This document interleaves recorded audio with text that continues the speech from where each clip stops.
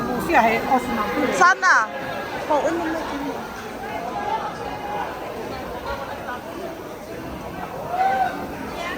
Sorry.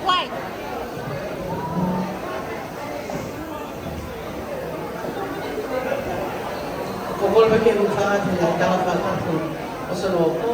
Kaya dapat dikifahaman dengan dunia ko. Kita kita sudah lalu, kemudian kita lalu ini doa. Waktu aku pukul kefahaman kepadanya dengan kita keluar atau keluar. Kelahir kemudian offer itu pun. Kaya nga ako ko nung pagpupunay pada sisi FI pada separuh ay pinay ko niya ang offer bago detahin yung lota kami yung pagpupunay kahit itu follow yang kami tayo yung rapi ako titaw ko ko ako yung tubi Mwenye mo follow o falahiyat ka ni kumoto kaya iyo thank you very much love you all kasi mataluman DJ hit us with the music.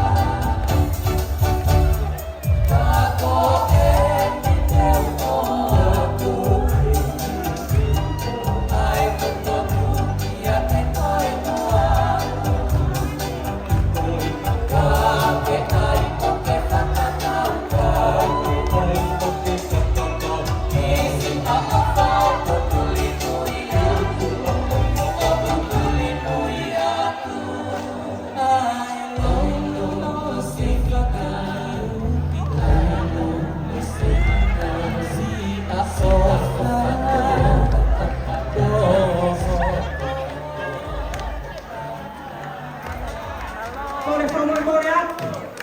Tôi mà hãy